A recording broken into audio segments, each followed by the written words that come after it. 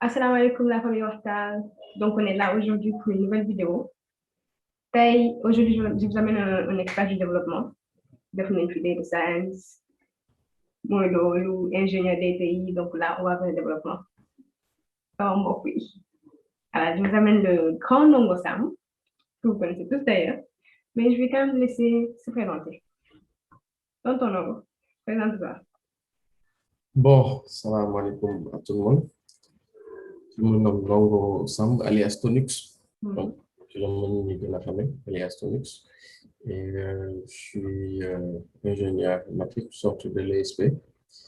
Mais je me définis comme étant un dev enthousiaste, donc, qui est passionné par tout ce qui touche, tout ce qui tourne autour du développement, de l'informatique. Et voilà, donc c'est ça qui me définit. Ouais, mais enthousiaste Non, développeur, le mot là, c'est quoi? Il faut nous expliquer aussi. quel mot? Enthousiaste développeur, enthousiaste là. Bon, je l'ai dit, hein, c'est quelqu'un qui est passionné par tout ce qui tourne autour du développement. Donc, tout ce qui est lié au développement des nouvelles technologies, des nouvelles façons de faire, des nouvelles approches. Donc, c'est des choses qui m'intéressent et c'est des choses qui me permettent de découvrir beaucoup plus le métier qu'on est censé faire. Et c'est quelque chose qu'on aime, c'est-à-dire qu'on aime partager aussi, on aime avoir des links avec les autres devs et autres. Donc, c'est pour cela que je me définis comme un dev enthousiaste. Voilà, c'est tout ça. D'accord. Donc, on est en train de dire développement, peut-être que ceux qui ne connaissent pas sont en train de se dire, c'est quoi le développement? Donc, une description du métier de développeur. Bon, il y a beaucoup de définitions que les gens donnent, hein. Sincèrement, il y a beaucoup de définitions et autres. Mais moi, je dirais que c'est juste quelqu'un qui essaie de résoudre des problèmes avec, en apportant une solution. C'est-à-dire que la solution qu'on va apporter, c'est identifier clairement le problème, c'est-à-dire que c'est souvent un besoin exprimé par un client ou bien par une personne ou bien par une entité. Et la solution qui va être produite va être traduite en un programme informatique. C'est-à-dire qu'on va utiliser tout ce qui est outils liés à l'informatique pour pouvoir proposer une solution par rapport à ça. Et c'est souvent l'artefact qui est produit ou bien ce qui est en fait produit au final, c'est ce qu'on appelle un programme informatique. D'accord. Donc, quelles sont les qualités qui sont indispensables vraiment pour être développeur? Bon, beaucoup de gens vont penser beaucoup plus aux études ou bien au logiciel qu'on va maîtriser ou bien au langage qu'on va maîtriser. Mais moi, je peux dire que les critères les plus essentiels pour moi, il n'y en a que deux. C'est avoir la patience et aussi avoir en fait du bon sens. Donc, parce que quand on a la patience, ça va nous permettre de pouvoir commencer vers le bas pour monter, c'est-à-dire avoir les bases, appréhender tout ça et avoir cette expertise et aussi évoluer au fur du temps. Donc, ça, c'est la patience qui va nous permettre de l'avoir.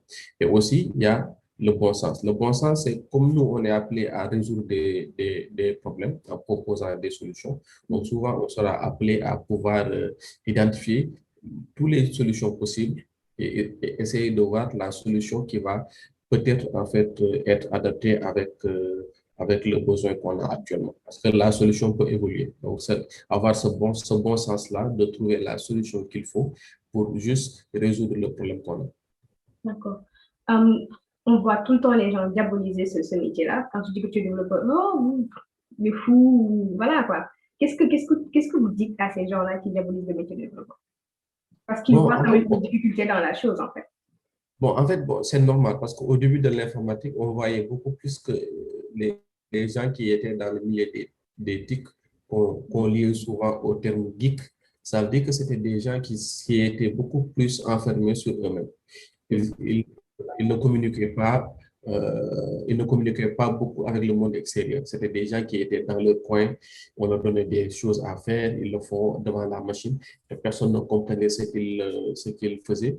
À un moment donné, ils se sont un peu en fait détachés de cette relation sociale avec les autres. C'est pour cela qu'à un moment donné, comme on est dans notre bulle, les gens ils pensaient que c'était un truc qui est extraordinaire, un truc qui est difficile à faire et autres. Alors, de lui expliquer le travail qu'on fait. Et à un moment donné, il arrivera à comprendre que le métier en fait, de développeur, c'est la même chose que le métier de menuisier ou bien de maçon ou bien je ne sais pas encore, donc de plombier ou autre, parce que eux aussi, ils essayent de résoudre des problèmes. Exemple, quand toi, tu as un problème avec la plomberie, tu appelles quelqu'un, un expert. Il va te demander c'est quoi le problème. Tu lui expliques, tu lui dis que j'ai une fuite d'eau ici, ça part là, ça part là. Et lui, en fonction des inputs que tu lui as donnés, il va pouvoir produire la solution pour résoudre ton problème. Et les outils qu'il va utiliser, c'est-à-dire son expérience, des tournevis ou bien et autres, c'est l'outillage qui va lui permettre de résoudre le problème. C'est le même cas pour le développeur aussi. Il va utiliser un langage, écrire des lignes de code, utiliser d'autres outils pour que puisse réaliser aussi résoudre ton problème. C'est pour cela que je dis que actuellement, les développeurs, le métier a beaucoup évolué de telle sorte que les gens sont beaucoup plus open. Maintenant, tu vas voir, même dans les réseaux sociaux, c'est les développeurs qui sont beaucoup plus présents. Ils sont dans les réseaux sociaux, ils parlent de tout et de rien. Ouais, donc, comme moi, parfois je suis dans les réseaux sociaux, donc je parle de tout, je suis dans toutes les choses, parfois je ne parle même pas d'informatique. Et j'ai une ouverture avec les autres. Et à un moment donné, je me dis, même le développeur, c'est quelqu'un qui doit avoir cette ouverture-là. Parce que tu es appelé à travailler sur plusieurs domaines. Quand je dis sur plusieurs domaines, aujourd'hui, tu peux réaliser des solutions qui sont dans la santé, dans les services publics, dans l'environnement et autres. Et à un moment donné, il faudra avoir cette cohésion avec cet écosystème pour pouvoir réaliser quelque chose. Tu ne peux pas produire une solution si tu ne connais pas réellement le contexte du problème. Et savoir le contexte, c'est parfois se mettre dans la peau de ce médecin qui a un souci ou bien de cet expert sur l'environnement qui a un souci pour pouvoir lui résoudre son problème. C'est pour cela même parfois le métier de développeur est lié à d'autres métiers qui vont venir avant la réalisation du en fait, produit. Donc, il y a le fait de pouvoir s'enquérir de la situation, utiliser peut-être tout ce qui est design thinking pour pouvoir voir cet aspect-là, analyser les choses. Et après, il y a tout ce qui va venir après, c'est-à-dire proposer des solutions virtuelles, c'est-à-dire faire en fait, des prototypages et aussi organiser l'équipe, utiliser un mode de développement agile et autres pour pouvoir réaliser le problème. Je pense qu'on va plus revenir sur ça, sur les autres questions. D'accord. Je crois que les gens qui ont peur de ce métier ont plus, je crois qu'ils ont une peur avec les lignes de code là. Ils pensent qu'en fait, c'est du charabia. Quelle définition simple est-ce que tu pourrais donner pour faire comprendre à ces gens-là que ces lignes de code, bon, c'est rien de diable et qu'ils pourraient vraiment tous faire ça? Bon, ces lignes de code, c'est un langage parce que nous, actuellement, on est en train de communiquer grâce à un langage. On utilise le français. Et ce langage, ce langage a des règles, c'est-à-dire il y a la sémantique, il y a la syntaxe et autres. Donc, c'est la même chose. Donc, quand je veux te demander une chose, je le formule dans une phrase. Comme on dit, sujet, verbe, complément. Et une phrase affirmative se termine par un point, etc. C'est des règles que le langage met en place. Et quand tu écris, les gens arrivent à lire parce qu'ils ont compris le principe du langage. Et c'est la même chose avec le langage informatique.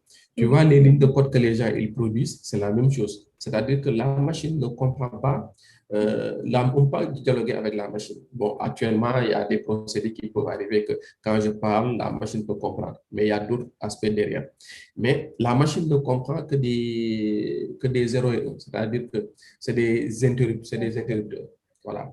Ça, c'est vrai ou faux, 0 ou 1, comme les gens le sentent. Et après, tu dois avoir un langage que tu dois produire et après qui devrait être en fait traité derrière pour que la machine puisse comprendre.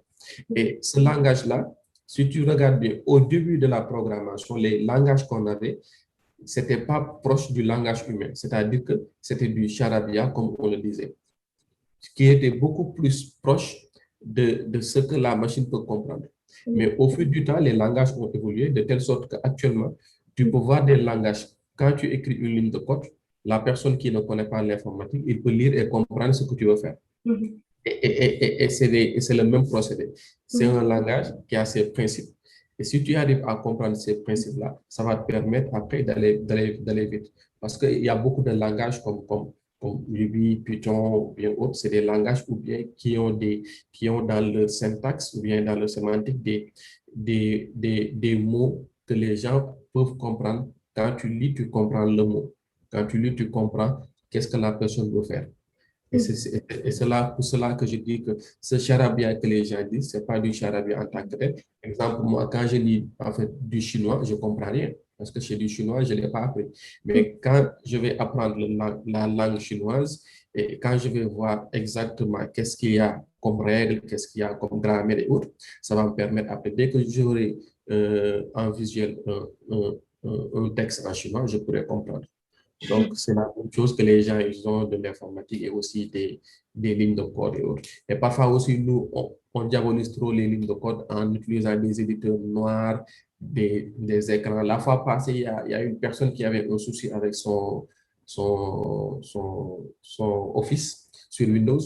Il y avait des soucis, donc je lui avais demandé d'ouvrir une ligne de commande. Elle ne se connaissait pas, c'était quoi la ligne de commande.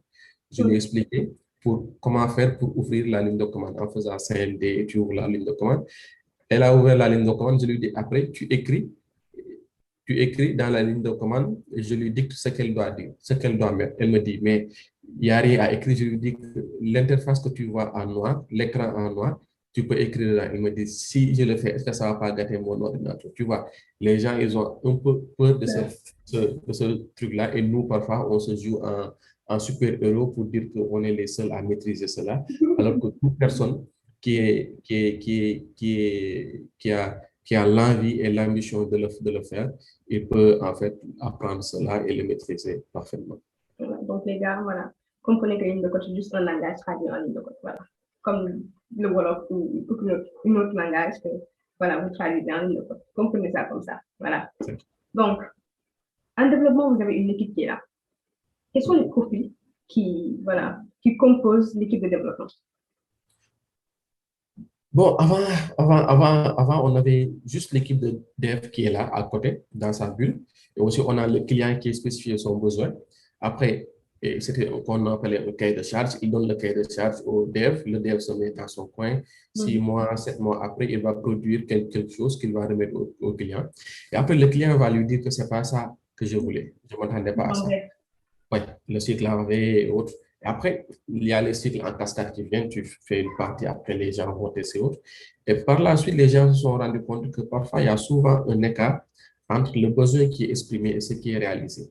Et aussi, parfois, il y a beaucoup de temps qui est écoulé entre les deux qu'on ne peut pas en fait rattraper. C'est pour cela que les gens ont réfléchi, on a amené d'autres procédés comme la gestion de projets en mode agile et autres.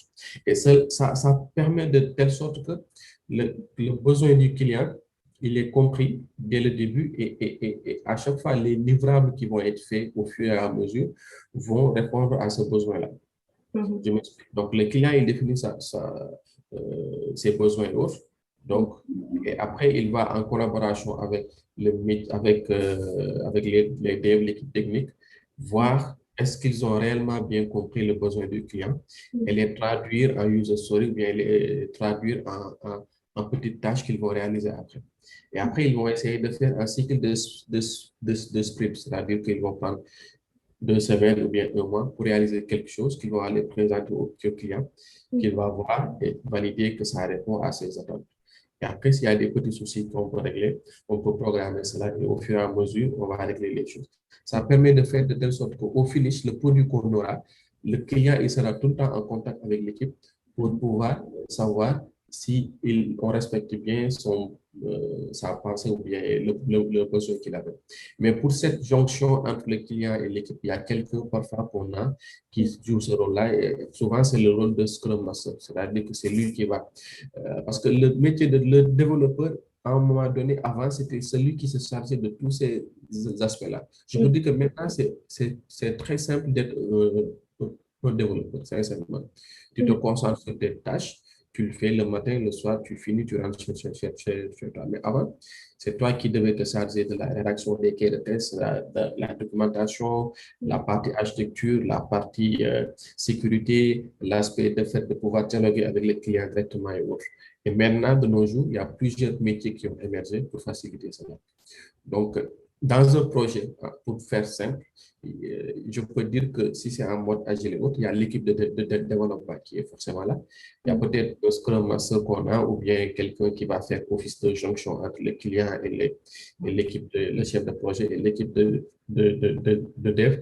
Et aussi, parfois, il y a des membres du client, c'est-à-dire quelqu'un qui participe à certains événements ou bien à certaines réunions que doivent faire les autres équipes pour pouvoir voir est-ce que le besoin est clairement compris. Comme le PO, en fait.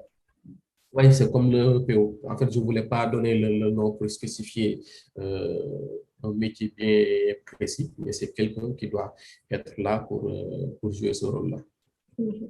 D'accord. Il y a les testeurs qui sont là des fois. Oui, oui, quand je dis l'équipe, bon, il y a les testeurs, parce qu'il y a les testeurs, comme tu dis, il y a le PO, il y a peut-être le Scrum Master, il y a les développeurs qui sont là, il y a aussi tous ceux qui sont chargés d'assurer tout ce qui est qualité, tout ce qui est l'analyse QS, et aussi il y a aussi l'aspect sécurité. Il y a un membre qui doit se charger de tout ce qui est sécurité. Et après, comme le projet, il est appelé à naître, à vivre et à mourir plus tard, il y a aussi l'équipe de support qui doit être là pour accompagner l'équipe. D'accord. Bon, j'allais poser la question sur le déroulement du projet, mais je crois que vous avez déjà répondu à cette question-là. Maintenant, on voit maintenant qu'il y a un autre métier qui est là, qui s'appelle le DevOps. Ouais. C'est quoi la différence? Bon, la différence, c'est on a Dev et on a Ops, c'est ça la différence. Quand tu es développeur, tu es Dev. Et quand tu es DevOps, ça veut dire que tu es développeur et en même temps, tu es opérationnellement, je blague. En fait, bon, les gens, ils ont vu qu'il y a, en fait, le DevOps, comme dire dessus, c'est dans un premier temps une philosophie, c'est-à-dire c'est avoir une culture. C'est une culture que les gens ont mis en place. Souvent, les gens associent DevOps avec les outils que les gens ont, alors qu'on avait ces outils avant. Mais le DevOps nous amène à penser différemment comment on peut gérer un projet ou bien comment organiser une équipe. Avant, tu avais les devs qui sont là. Ils vont faire le développement, utiliser des outils, des technologies et autres. Et après, ils vont finir, on a dit, bon, c'est bon, on part en production. Hop, on donne à l'exploitant. Donc, lui, il va, avec peut-être des spécifications, tu vas utiliser tel serveur. Et lui, il va essayer de suivre ce procédé-là pour déployer le projet. Et à un moment donné, il se rend compte qu'il y a beaucoup de choses qui se sont pas bien faites ou bien il a beaucoup de soucis pour faire cela. C'est-à-dire à un moment donné, pour gérer, pour mener à bien la tâche qui lui a été offerte. Donc, on notait qu'il y avait une barrière entre les deux. C'est-à-dire que les devs sont dans le coin. Voilà. Et après, les autres sont dans le coin. S'ils ont des soucis, ils envoient aux devs. Les devs vont essayer de traiter. Ils vont répondre aux ops et autres. Après, les gens se sont dit que si on essaie maintenant d'enlever cette barrière-là, c'est-à-dire qu'on essaie de mettre en symbiose tout ce qui est pratique côté dev et tout ce qui est pratique côté ops. C'est pour cela que souvent est venue cette approche-là. Donc, cette approche DevOps, ça cherche dans un premier temps à améliorer en fait l'efficacité et aussi la vélocité des changements. C'est-à-dire que quand le développeur apporte un changement, que ça puisse être très tôt pris en compte côté en fait genre déploiement. Actuellement, le développement se base beaucoup plus encore sur les méthodologies agiles. Mais c'est deux choses qui sont différentes, mais c'est propulsé beaucoup plus par les méthodologies agiles. Actuellement, si on voit Amazon qui arrive à faire des milliers de déploiements par jour, c'est parce qu'il y a cette approche-là qui leur a permis cela. Imagine, tu es en train de faire ton check-up sur Amazon, c'est-à-dire de préparer, d'acheter des choses, et à un moment donné, tout le service est coupé. Tu n'as plus accès au site et autres. Et 15 minutes après, le tout est redémarré et tu as accès à tes services. Ça peut leur faire perdre beaucoup de business et autres. Donc, le fait de pouvoir faire des déploiements à temps réel et aussi le fait de pouvoir corriger des choses et que ça puisse être déployé à temps réel, tout ce processus-là va être mis en place grâce au DevOps. Donc, c'est-à-dire que le DevOps va venir leur dire que maintenant, en termes de dev, voilà les procédés qu'on va faire. Et en termes d'outillage qu'on aura besoin, on va essayer d'utiliser telle chose ou telle chose ou telle chose, de telle sorte que dès que le développeur il va finir tout ce qui est dev et autres, il va mettre son code quelque part sur Git ou bien autre. Il y a des procédés qui vont se faire, des vérifications de code, les tests vont être déroulés automatiquement, la qualité du code va être revue. Donc, si tous ces aspects sont vérifiés, ce code-là pourra être déployé sur le serveur qui est là. Parce que à un moment donné, si il y a un code qui passe toutes les vérifications qu'on doit faire, c'est-à-dire qu'il y a toutes les vérifications qu'on a effectuées, quel est l'intérêt de ne pas mettre en production ce code-là? Même peut-être que c'est des soucis de business pour dire que peut-être que c'est une offre qu'on va lancer après, après. Mais si c'est dans le souci de bien mener son travail, la continuité, dès qu'un code est vérifié que c'est bon, que ça respecte tous les normes, donc on doit le mettre en production. Donc c'est cet aspect-là que le DevOps permet d'avoir. Donc, déjà, il y a le développement qui est là, les ingénieurs informatiques et autres. Il y a tout ce qui est qualité assurance, c'est-à-dire le QA qu'on entend souvent. Mais aussi, il y a tout ce qui est technologie, opération. Donc, c'est ces aspects-là qui tournent autour du DevOps. C'est bon, C'est un sujet qui est passionnant que je te conseillerais d'avoir un expert sur ça pour qu'il puisse... Oui, c'est ce que j'avais dit. Je ne vais pas trop te fatiguer sur le métier de DevOps. Je vais inviter quelqu'un qui est là et que je crois que les gens, ça va les intéresser. Okay. Et vraiment, ça va être quelque chose de plus profond sur le métier de DevOps. Je vais juste m'arrêter au dernier. Je ne vais pas te fatiguer. Donc, les gars, voilà, on va faire une petite pause dans le coffee. Bon, je sais que la pause là, c'est première partie vidéo. Je vais vous mettre ça. Après la pause, on s'arrête là. Après, je vous remets la deuxième partie de la vidéo qu'on va faire après la pause. Donc, ciao, that was your 5-0 round here. Et abonnez-vous, voilà, activez la cloche et tout ce qui vient. Voilà, et nous, c'est bien parti. Allez, bye.